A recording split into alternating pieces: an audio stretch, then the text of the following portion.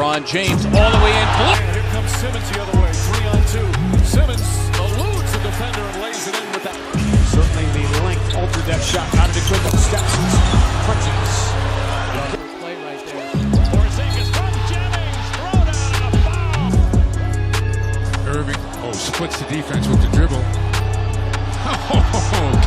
Well, we were going to talk about some soul cycling. We're going to talk about that cycling class. Exactly, but we got some breaking news. Peter, let them know what the breaking news is. Liangelo Ball, the middle child, correct? The problem child, the misunderstood child. Now he's the problem child. Arrested in Shanghai, China. I think it's Shanghai, right? Yes, arrested in Shanghai for shoplifting charges, along with two other UCLA men basketball players. Obviously, none of them, who are they? Cody Riley and Jalen Hill. I don't know who they are. I think Jalen Hill's not bad. Liangelo Ball is arrested in China, detained for shoplifting. It's not like your older brother has millions and millions of dollars and your dad has millions and millions of dollars. I mean, what are you shoplifting for? I mean, maybe he was tired of the Baller Brand shoes. Maybe he's tired because his dad doesn't pay him respect and give him his own shoe. I mean, obviously it's because of NCAA violation and rules, but I mean, that's just a shitty joke. But anyway. Not great. Not a great joke. No, but, I liked it. But, you know, the thing is, like you said, your brother is making millions. Millions. Ask the man for some money. Or even ask your dad. I'm sure your dad will lend you some money. I don't know if it's against violations because he has his own business. I don't know if that's like a thing. Can't be. What are you even stealing? Like what? I've honestly been to Shanghai. I don't know what you're stealing unless you're stealing Bape, because Bape is hard to find in the States. That's what it was. It's Bape. It doesn't say that. I just feel like that's probably what it is, right? I mean, I would steal Bape. I wouldn't steal anything because I'm a good man. No, you. This guy's not. You have your morals. I don't. But I mean, we'll see. But I mean, like we said, it's just one of those things where we don't know why you're shoplifting. If when all you have is you have your brother. Mm-hmm. He'll give you money if you want it. If you wanted something like, hey, can you guys get me this or this and this? Yeah. More importantly, let's talk about what this does for Liangelo's future, right? Now, on top of the fact that his family is kind of a big hassle to deal with, right? Now he has a record, Mm-hmm. and he's in China. Is there a country that you could think of that's worse to get arrested in than China? I could think of a few. There's a few, but there's not many. Yeah. China is a pretty rough country to get arrested in. He's probably getting tortured right now. No. Exaggeration. I'm just kidding. But now he has all sorts of baggage. So if Liangelo ended up turning out to be good enough to go in the draft this upcoming year, now he's got some issues ahead of him, even more so. Yeah, I'm sure his dad, LeVar, is going to be really going to kick his ass. Because if you think about it, it kind of, not to be like business over family, but it kind of hurts the business a little bit because of this kind of news that you get that your son has been shoplifting. Hurts the business for sure. When really, I know we criticize LeVar Ball for his big talk, but I respect LeVar Ball because I think he's actually a really good father. For the most part, yeah. For, caring about his kids. Minus the LaMelo thing. I think that taking him out of high school Yeah, I mean, that's the only thing that's a little iffy. That's a little questionable. But I do agree. He does seem like he cares a lot about his kids. So I would agree with you. But we also don't know the guy. So who knows what they're like behind closed doors. They kind of are a reality TV family at this point. So you can't say that we know what they're like behind closed doors or whatever the case. But it does seem like Lonzo Ball is a good kid. So gauging just from seeing Lonzo, I think it's pretty interesting to see Liangelo arrested. Pretty crazy. And honestly, this might not even... It's not confirmed that he did anything. He was arrested on charges of shoplifting in China, right? Yeah. China is not always the most above-board country. So there's a chance that maybe there was some confusion. Maybe he didn't do anything wrong. Yeah, I mean... We don't know. Like you said, it's just charges right now. We're going to find out later on if anything will happen to them. I'm sure UCLA and their PR team will make sure that nothing really happens to them. Mm-hmm. But expect Liangelo to get suspended for at least a couple games, maybe like 2 or 3 games, Yeah. or at least like one of the preseason tournaments. He's definitely not going to be part of it. No, I mean he'll be lucky if if this is real and he gets charges in China. He'll be lucky if he plays this season, depending. I mean, it kind of depends though, because he's making UCLA look real bad right now. Well, he's making him look real bad, but I think a lot of these, like, if we just look at the past, like, college players that have done this type of stuff in college, some of them have gotten away with it. I guess so. Some people have gone away with DUIs. So, I mean, I wouldn't be surprised if he was charged just because of his name and notoriety, and I don't know if maybe the judge will want to make an example out of him. Mm-hmm. But, you know, a lot worse has happened to players, but they've gotten off with just a slap on the wrist. Yeah. So, you know, it depends. We'll see what happens with it. In the words of Jalen Rose, though, this is a soft move. Yes. Definitely soft move. Let's move on. What are we talking about next, Bernie? Let's talk about, you know, I want to save the player rankings for last. Let's talk about the just NBA rankings. Power rankings. The power rankings. The NBA. Let me According to our favorite source, ESPN. The greatest news source. I'm just going to give you guys a quick list, and we're going to just go over highlights. I think it's just better to go over highlights than just the top 10. Mm-hmm. So here's just the top 10 real quick. So you have Golden State, you have Houston, you have Boston at 3, Minnesota at 4, Memphis at 5, Toronto at 6, San Antonio at 7, Clippers at 8, Pistons at 9, and Cleveland at 10. And then just for some highlights, because I know you are a Knicks fan, Knicks at 22. They're moving up. They're climbing. They're climbing. They are definitely climbing. What do you think of the top 10? In terms, like, do you feel like anybody should be off the list? Anybody should be on the list? Detroit should not be in the top 10, in my opinion. I think that's overstating things. Okay. I mean, Andre Drummond is playing very good at the moment. Right. He's fixed his free throw woes. Mm-hmm. But that doesn't mean they're a top 10 team in the NBA. I mean, let's just... We had this discussion last week about choosing teams that are hot at the moment, right? Right. I don't think it's fair to put... I think Portland is a better team than Detroit is. Okay. I think Oklahoma City is a better team. They had that one I will debate you They on. blew their giant lead against the Celtics. They blew that giant lead. So I maybe you put them below there. Well, who else we got? Washington's still on their skid. I mean, I think right now as it stands, Philadelphia is right where they're at. They're a young team. They'll improve. I don't know, man. I think they're better than 19th in the league. I just think right now the list is just about right. Maybe there's some hit or misses, especially with, I mean, I hate to do this, but Cleveland. I think Cleveland is a little bit too high right now because their defensive efficiency is definitely not there. Yeah. They're losing these games that they should win because they go down and they don't get these defensive stops that they need. I think they should be a little bit down. I think Portland should be ahead of them. Okay. Other than that, the rest of it looks fine to me, honestly. I'll say this. I think Minnesota's a little too high. I don't think they're the 4th best team in the league right now. And then the only other thing that I might change, I honestly still think I'd take Houston over Golden State. At the moment, I would put Houston a little bit ahead of Golden State. Okay. But that one's definitely up for debate. Golden State is absolutely crushing. Their offensive efficiency and points per game is ridiculously good. So I understand why they're number 1, but right now I'm picking Houston as number 1. They're playing without Chris Paul, who it's going to be up for debate whether or not he's going to improve the team, actually.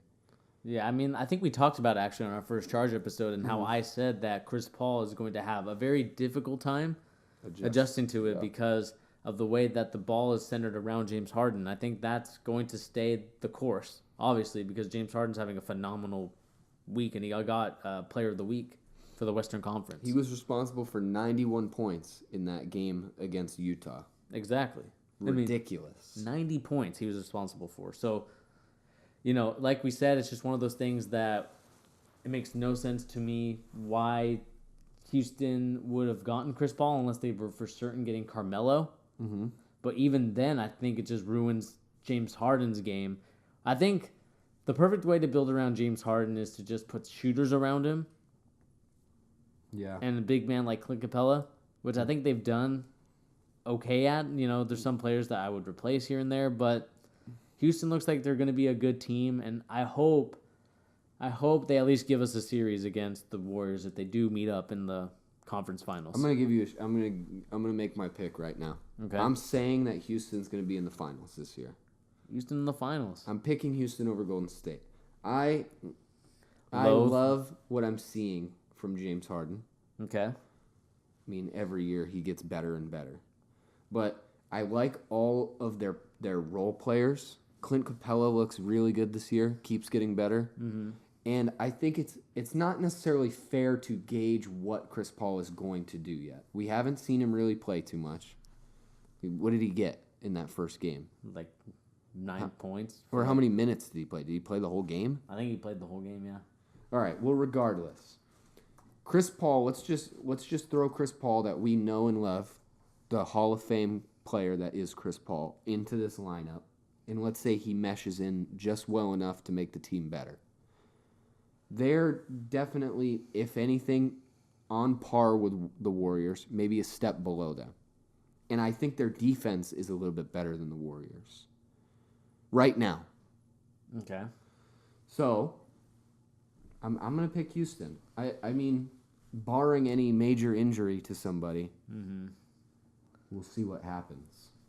Yeah, I mean, I'm not going to go there yet and saying that Houston will beat the Warriors. I'm not saying they will. I'm just picking them as a hater of the Warriors, and I like the Rockets. So. Yeah, like you said, it's just we're going to see, man. Like, if Houston can continue this run, if James Harden can continue this MVP form, it'll be a very interesting race as well to see who will be MVP between, him, Giannis, Chris Stapps, who could be in the potential running for top 5. If the Knicks end up with a winning record, Chris Stapps will win the MVP.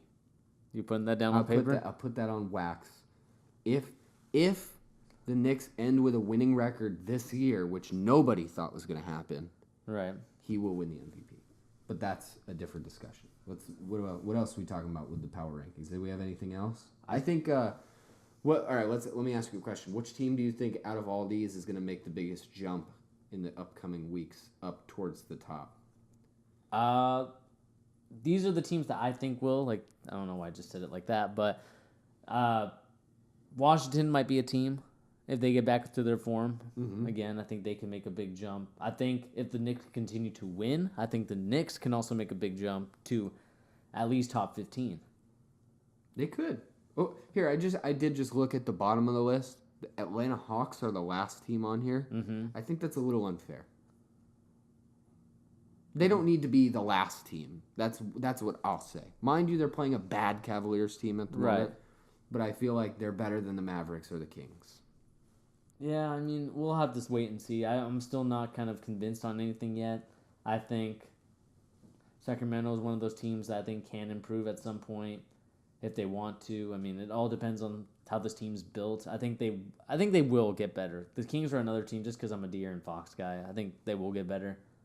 Chicago Bulls honestly should be the last on the list. They're pretty awful. I do like Lauri Markkanen though. He's looking not bad. He's not looking bad, but I don't know. Something about him just bugs me. Why? I don't know, just the way he looks. Whoa! I don't know if you saw like when they did the 2K like player thing. No.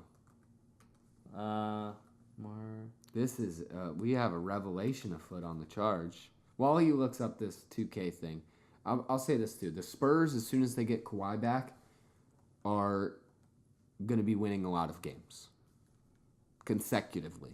Mm-hmm. Clippers, a little too high. I don't think they're very good. I think they're a little overrated at the moment. Sorry, Clips fans. I do this photo right here. He looks like Logan Paul. He looks like the third Paul brother. He's the missing Paul brother. Laurie Paul. Yeah, I don't know what's this. I mean, we hate 2K anyway, but I don't know what's with 2K and wanting these players with their shirts off. Hey, what is that? I don't know if it's just to get a full body scan, but at the same time, it's a little weird. What does it matter? Just to get the correct body shape. Who cares? They all wear jerseys. Who cares? They're all about that. That's- They're all about that Ed Sheeran song. The shape of you. 2K is in love with the shape of them NBA players. I think that's Ronnie. That probably is Ronnie. That's all about Ronnie. And then you have Phoenix at 25 is. Phoenix is just dysfunctional. I think Phoenix is more dysfunctional than the Knicks. I mean, not like now, but like, a previous version of the Knicks. Maybe, yeah. I think they're that dysfunctional right It's now. pretty rough. I think the Pacers are a little underrated on here too. At 20, I think they'll get better. I mean, like I said, I'm a big. I don't know if I said it before, but Miles Turner's a good player. I love Miles Turner. I really like Oladipo, and he's had an incredible year so far. Might get most improved player. Yeah, I mean, if we look at this also, Domantas Sabonis also playing pretty well. More double doubles than he had all last season. The trade. I'll say this too. The trade with the Thunder for the Pacers is looking a lot more like it worked out for the Pacers. Yeah, I mean, obviously because the Pacers are in the East, and everyone will kind of say that the East is a softer side. Mm-hmm. I don't think you have to discredit what this team has done. I think Victor Oladipo's done a marvelous job. Definitely meshes well with this new team as the Pacers than he did with Russell Westbrook last year. Yeah. So, props to them, man. There's a lot of chemistry on that team too from the games I've watched. Mm-hmm. I would honestly put them a little higher than where they're at. Maybe like 3 spots higher. Yeah, I mean, we'll still have to look. Are we moving on to player rankings? We're saving player rankings for the end of the charge. Let's save the player rankings for the end of the charge. I think we should talk about a little thing we were talking about the Kyrie and Isaiah thing. I don't know. Okay, let's go into it. We were having a discussion about, just again, we were still continuing the ongoing debate over who won the Kyrie Isaiah Thomas trade. Remind us of your opinion, Bernie. I think I said in the long term, like many people, that the Celtics got the better of the deal. Okay. Because of how young Kyrie is. I think people are we bought into that kind of first couple games hype where Kyrie wasn't playing very well. Kyrie was shooting below like 50%. I think he was shooting like 46. Mm-hmm. Almost to that average level. But as soon as, as the weeks go by, Kyrie's into his own. Brad Stevens is calling the right place for him. Mm-hmm. Kyrie's getting a lot more open shots. He's looking a lot better. That just goes to show you that Brad Stevens knows what he's doing in terms of coaching. Yeah. But, short term, I think it would be a good move for the Cavs. But that first-round pick isn't looking like it's going to be a first-round pick anymore. So what was the conditions for that pick? Where did it have to be? I just think it had to be in the top 10. I think it's protected. Yeah, top 10. So it had to be a top 10 pick or they didn't get it. Mm-hmm. I mean, I'm not even considering the picks, right? Because if they do get the first-round pick... No. First-round pick is unprotected. It's unprotected? The Heat second-round pick is protected. Okay. In 2020. So you get Isaiah Thomas, Jay Crowder, Ante Zizic, and then the unprotected first-round pick. So it's looking like they might end up with like, what are we thinking Brooklyn's going to finish at? They might end up with like a late lottery pick, or I will say that it might be between like 4 and 8. I think is where they're going to land. Because I know that I don't know if it's implied this year, but I know it's like the top 3 worst records are going to have even chances. Okay. In the draft now. So, I mean, if this happens this year, then we're going to see that, it's not guaranteed first round pick anymore by the worst team. Yeah. Yeah, but I personally think in the short term, I think we need to see Isaiah Thomas come back first. Okay. But I think if he comes back and he's the player he was last year, Jay Crowder keeps doing his thing. He needs to get back a little bit to where he was. The Cavaliers will have won this year. I think with those players, they will have a better chance of dethroning the Warriors than they would have with just another year with Kyrie. I don't know, man. Like, looking at the trade again, you see you got Jay Crowder, who everyone touted as like this defensive stopper. Mm-hmm. He's not doing that. No, he needs to get back to that. And I just think it's one of those things that we talked about yesterday, actually, on the Gimmick Cast, where, you know, people's primes. I think Jay Crowder's out of it now in terms of his best defensive ability. Mm-hmm. So I don't think it's right to say that. I mean, look at his stats right now. This is definitely not his. I mean, he's averaging his career, so it's not like he's off of it by that much. But I just think he's just not the same player that he was in the Celtics, because I think Brad Stevens is a better coach than Tyronn Lue. I would certainly agree with that. And with that, though, talking about it, I think you get more out of Jay Crowder with a Brad Stevens, because he knows how to run plays and everything runs at a perfect system, than Tyronn Lue, who's just like, all right, LeBron, get the ball, do your thing. I'll agree with you, and maybe that's a deficiency in coaching. Maybe that's not a problem with the trade itself. Because let's say you did have the coaching equivalency, and you put Jay Crowder in the same defensive level that he had played for with the Celtics. Mm-hmm. This team is a lot better already. If they can figure out how to play him the way that they did, he fixes a lot of their issues. And like I've said to you on multiple occasions, Isaiah Thomas is a big answer to a lot of their problems, which is slow pace, slow starts, not enough hustle. He is the guy who always plays with those things. That's he's made a career out of it. Right. He was told he couldn't be in the NBA, but because of his hustle, hard work, and the effort that he puts in on the court, he's made an all-star level career out of himself. Right. So they need that kind of guy. And he seems like he's meshed very well personality-wise with the rest of the guys, too. Mm-hmm. So if you have a point guard who's bringing the guys together, can push the pace, and do all of those things, he can bring them together. We saw in the Wizards game, LeBron put the team on his back and did everything that he could to win the game. But when he has to play the point guard, he has to dictate how the ball is dribbled up the court and what he does with it when it gets up to the basket. Mm-hmm. He can't do it all every night. He needs somebody else to help dictate the pace. Right. Like on the big game nights when LeBron knows he needs to turn it up, he's always going to be able to do it. But imagine if LeBron could stick to the post like he did in that Wizards game and just destroy these smaller teams like he did. They have a much better chance of winning. I think that's what we've been saying a long time, though, for LeBron, is to get into the post. Yeah, he's never going to be a strictly post player. He doesn't want to do that. Yeah, exactly. He wants to be out on the perimeter doing his thing, you know, whether it's driving in, laying it up, or taking a jumper. I think he wants to do that. And the thing is that I think the post formula, I know it went a long time when they lost the first finals. Mm-hmm. I thought if they stuck to the post game a little bit more, the next year or like last year actually, if they would have stuck to the post game a little bit more, I think they could have actually won the NBA Finals. I totally agree. I think, and we have discussed it a lot on this episode in particular, I really do think the post game is the answer to these small teams, these small, super fast-paced teams. So if you have a guard that can essentially match up to one of these dudes like Steph Curry, which I don't think Isaiah Thomas is obviously on the level of Steph Curry, right. But pace-wise, he can match up with him.